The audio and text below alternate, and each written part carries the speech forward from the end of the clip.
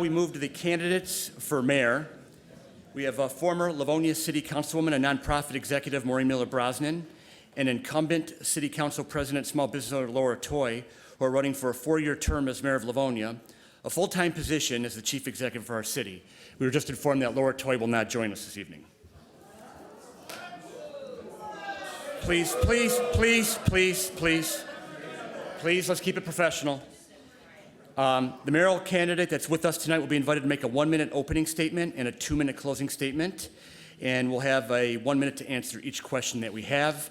Again, Laura Tamuch and Sherry Davidek are in the front row and will serve as our timekeepers and inform the candidates of how much time they have left.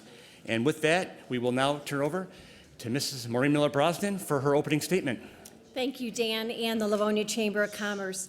One of the most common questions that people ask me on the campaign trail is, what's on your agenda? The honest answer is that it's not my agenda, it's your agenda.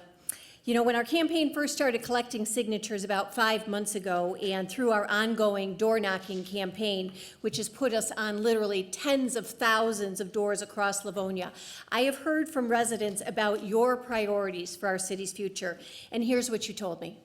You told me Livonia is an exceptional city, and as mayor, it's going to be my job to ensure that our collective vision for Livonia moves forward and comes to life.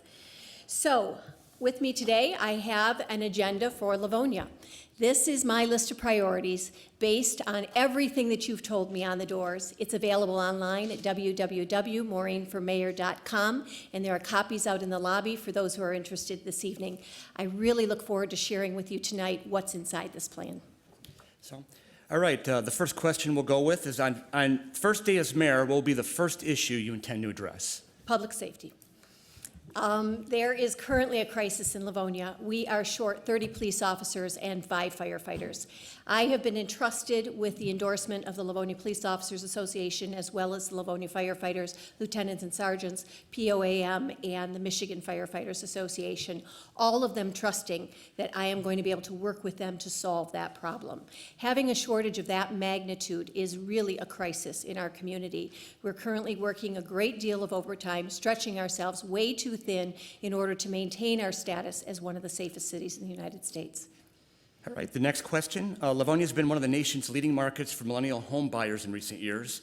What do you believe Livonia has achieved? Why do you believe Livonia has achieved such real estate success, and how do you plan to help keep that going? I think a big part of how we've achieved that success is because we are such an appealing community to young families in terms of our education system. And again, the second thing I hear about next to public safety when I'm knocking on doors as being important to people is education. And they do really want to make sure that we maintain a strong education system. The city has a role to play in making sure that there is open communication between what's going on in the city and what's going on in the schools. I've had a chance to talk with the superintendents of both public school systems here in Livonia, as well as all of the school board members on the Livonia Public School Board, and have been approaching school board members on the Clarenceville Public School System in order to talk with them about their needs and how we might better connect. I hope we get a chime in a further question to talk a little bit more about where I see those interactions at. All right, this is a question we asked the council candidates. We'll ask you the same. Does Livonia City Hall and the Livonia Civic Center campus need to be redeveloped? If so, why? And how do you plan to do that? Super exciting opportunity there, and that's the word that I want you to remember when you think about redevelopment of City Hall campus, and it really is in terms of the opportunity. Thousands of people throughout Livonia came together last year to help us build a long-term master plan for this community. We called it Vision 21 because it was really designed to do that, to be put in place now, be adopted now by the City Council. We were going to begin the thinking process on that plan and then be ready to roll out some elements of it in 2021. I had the privilege of serving on the steering committee for that on that plan. I thank Dennis Wright greatly for that opportunity, and one of the parts of that plan is redeveloping the City Hall campus, and I think we have great opportunity in order to do that. It'll take time, but we'll get there. All right, do you have any long-term plans for investment in city's infrastructure as it relates to sewer systems and roads? Yeah, the sewer systems and the roads, first of all, and they're two very separate but similar animals in that both of them need to make sure that we have a clear assessment of where our streets and roads are at and where our sewer systems are at in terms of us being an aging community and how much money it's going to take in order to make sure that we maintain our roads and our sewer system at a good level. We did that while I was on the City Council. We put in place what is now a leading program throughout the state of Michigan for how to maintain our local roads at a good level. We have an assessment system that's been put in place in the City of Livonia for our infrastructure program, not a super sexy area to have to put money into, but there's going to be a great deal of time and attention that will have to be put into that in my administration. All right, the next question. The Livonia Police Department is understaffed and has and attributes some of that shortage to the loss of Livonia officers to other municipalities with more competitive compensation and benefits for their public safety employees. As mayor, how do you plan to address this issue? So currently, we're budgeted for 187 police officers, and we have 157 boots on the ground right now. So Livonia has a budget to accommodate more officers than what we currently have.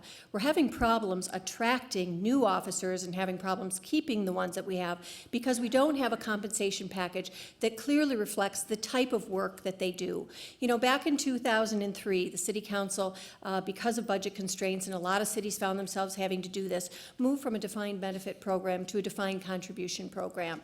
As the economy got better, some of our neighboring communities moved back to either defined benefit program or a hybrid program. It's time for Livonia to put that idea back on the table. It's not as if we're not in a position to do it. It's something that was recently put on the table when the firefighters were negotiating their contract, so there's ample opportunity to look at that, as well as a whole host of other issues. It will be my job as mayor to make sure that we move forward with those negotiations, make sure that we do it expeditiously, and make sure that everything gets considered. All right, next question. Please give us an example of how you've led effective change in an organization or among people who are set in their ways. So, I never, ever have worked in that environment, Dan. I don't know what you are talking about. So let's go back to one of my earliest days on City Council when we were exploring an advanced life support system, a paramedic system in Livonia. And what came before us was an opportunity to put in place a contracted service. And there were a number of us on City Council that said, you know what, in the long haul, that's probably not going to serve an aging community well. We recognized at the time that we had a growing number of seniors and that to train all of our firefighters was really going to bring us a quality community. That wasn't an easy thing to sell to people, but we managed to do it, and we managed to bring together a lot of people around the idea that this was going to be a long-term solution for a community, quite honestly, that values quality and values investment. And it's been an investment that has paid off. We are now in our 20th year of having an advanced life support paramedic system, and I would bet you there are people in the audience that have had your lives saved by them. All right, next. Now that Michigan voters have approved legal use of recreational marijuana, would you support action by the Livonia City Council to enable businesses in Livonia to sell and manufacture marijuana? Why or why not? So, you know, it's important to understand, again, what lane you operate in. Approving whether or not we are going to zone appropriately to sell marijuana is a decision that resides here at the City Council table. The City Council early on resoundingly said no, they were not going to approve the sale of marijuana in Livonia.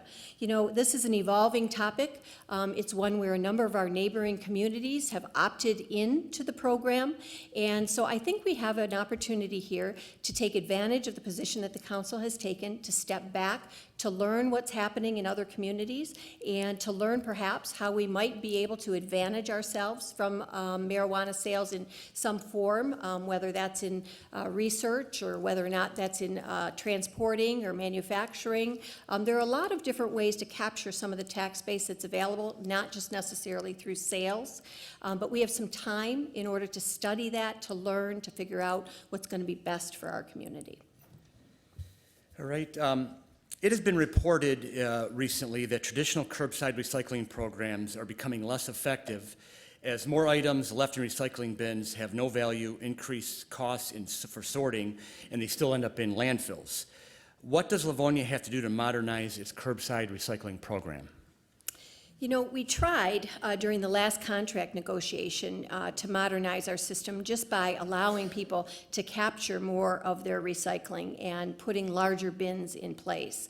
That has been a miss, quite frankly, by our current provider, in that those bins have never been really made readily available to people. The opportunity has not been utilized to promote the use of those larger bins. And I talk to people all the time as I'm knocking on over 20,000 doors who talk about wanting to engage more in recycling. You know, not having a vehicle in place to capture that was the first mistake. So we are really going to have to step back and take a look at what the market has to offer and where we may find some commodities that are more valuable than others. So, all right, you mentioned this earlier. Livonia recently completed a comprehensive effort to develop and approve a new land use master plan for the entire city. What parts of the plan would you like to see implemented first as mayor?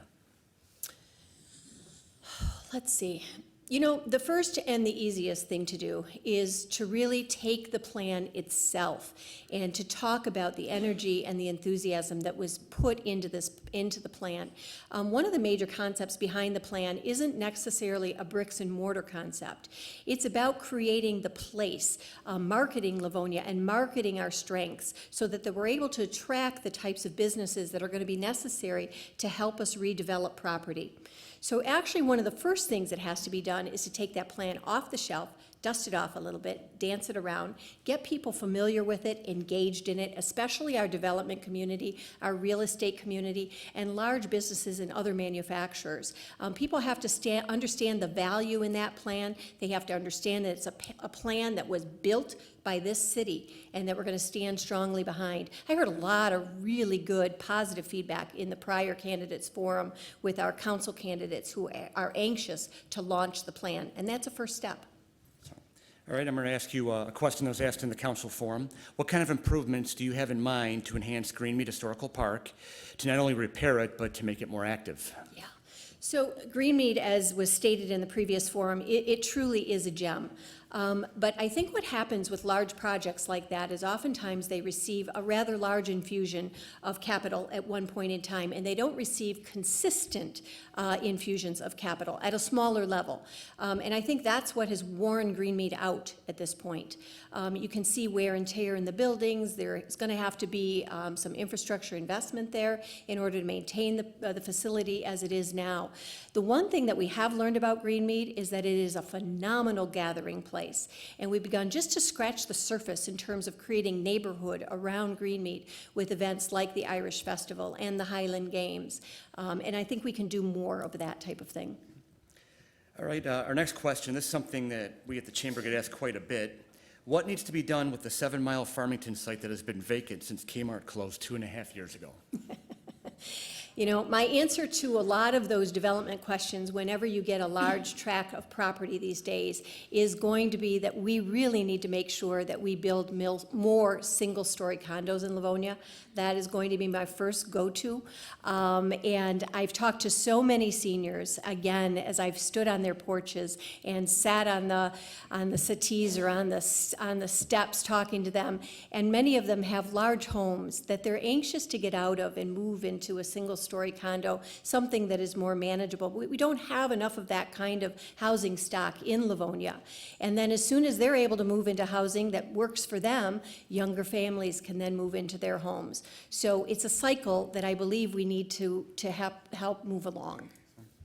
As you campaign in town, what issues are residents discussing the most with you, and how have you responded to the issues that they brought up? Easy peasy, great question. I love it. I have stood on the doorstep of over 20,000 doors. And so I have a lot of data collected because the question that I'm asking people is, what is it that's most important to you? What do you want me to do as your mayor? Number one, keep us safe. Number two, take care of our schools and make sure that there's a strong school system in Livonia. And number three, fix the damn roads. So it gets really straightforward at that point. Another question we get quite a bit as well is, how can Livonia handle keeping older strip centers and retail centers viable as more retail centers get built in new developments? How do you, say that again, I'll say it please? again. How can Livonia handle keeping older strip malls and retail centers viable as more retail centers get built in new developments? Yeah. You know, so there's only, I think people have perhaps a misunderstanding of the level of control that a mayor and a council has over the viability of property. A lot of that hinges on whether or not there's actually a market that exists in a community.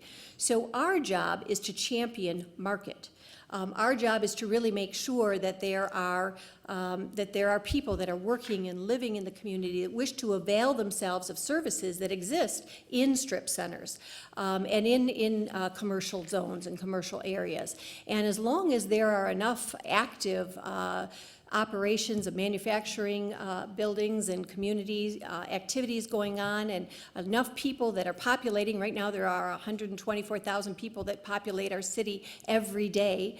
You know, that's what's going to help drive business toward those vacant spaces. All right, the next two questions are based on recent headlines here locally, based on city council actions. One, Livonia City Council recently turned down a proposal for a large luxury apartment complex in the northwestern part of the city. How did you feel about this decision?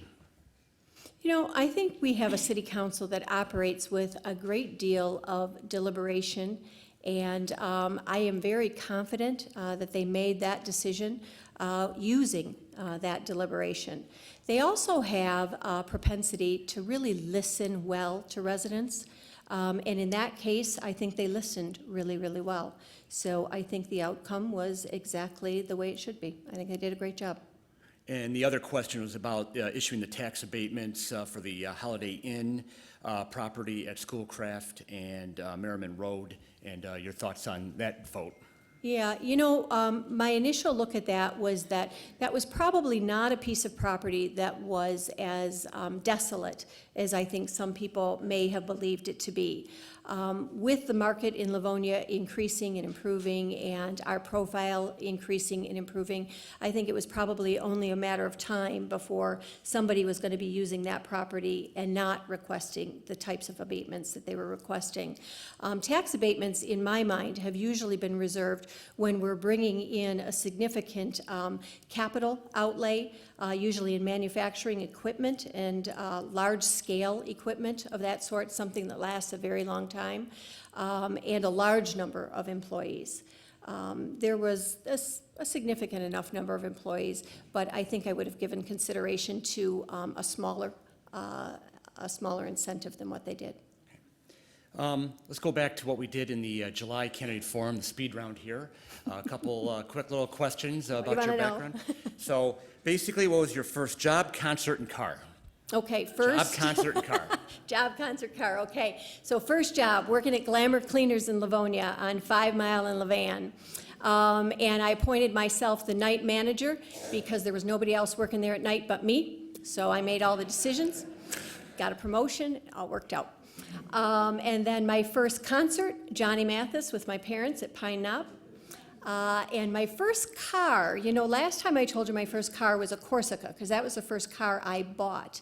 But the first car I drove was one my dad bought for me, a 1969 Mercury, way too big to fit in the garage and through the drive-through at the credit union.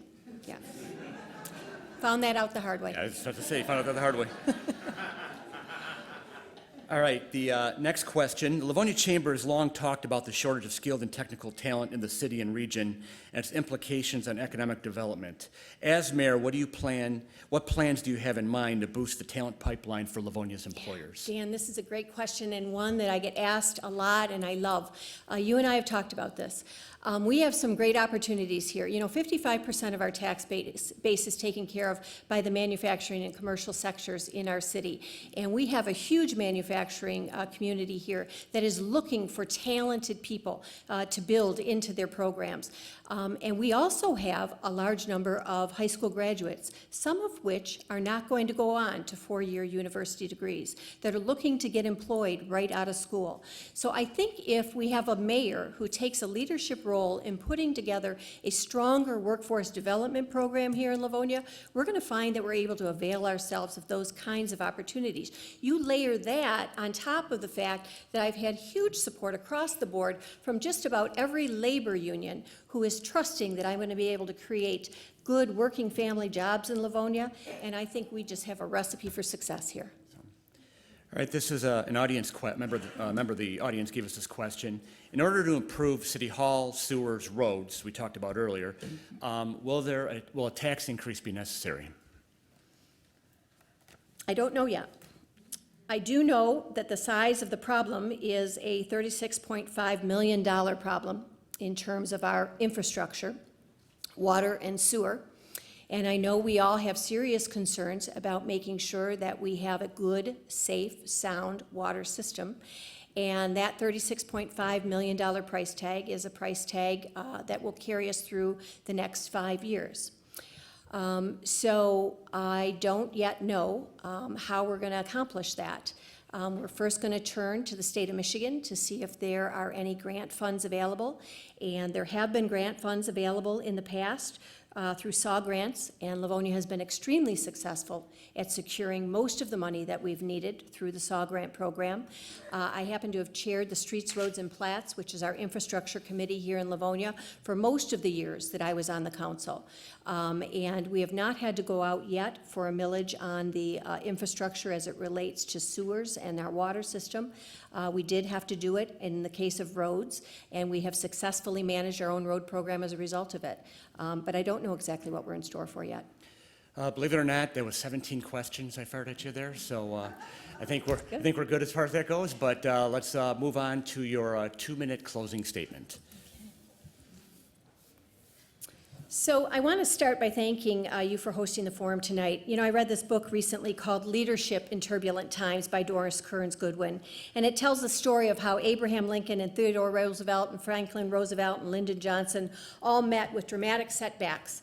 And at moments of great challenge and often hardship, they summoned upon their talents and enlarged the opportunities and lives of others as a result of it. And as I read the book, the most common denominator in all of their lives was that they showed up. They showed up. They showed up no matter how difficult the situation. They showed up prepared. They showed up determined to serve and to make things better for others. I have shown up tonight determined to serve, determined to make Livonia better as we move forward, determined to use the wealth of experience that I have gained in my 17 years here on the City Council, determined to use the background that I have managing large $10 million organizations, managing a $3.5 billion entrepreneurial industry throughout the state of Michigan, and I come prepared to bring that skill set to this community because we have a marvelous, marvelous community. We have such amazing opportunity here, but it's like putting a child to bed at night, you know, and you look at that kid and you say, you are awesome, you are amazing, and you turn out the light and you say, but you've got more in your tank. And that's what I say about Livonia. You've got more in your tank. We've all got more in our tank. And I know how to get us there because I've talked to all of you. You have told me how to get there. So together, we've put together this agenda. Elect me and we will move this agenda forward and we will make sure that Livonia is a community that our children want to come home to. Thank you so much for coming tonight.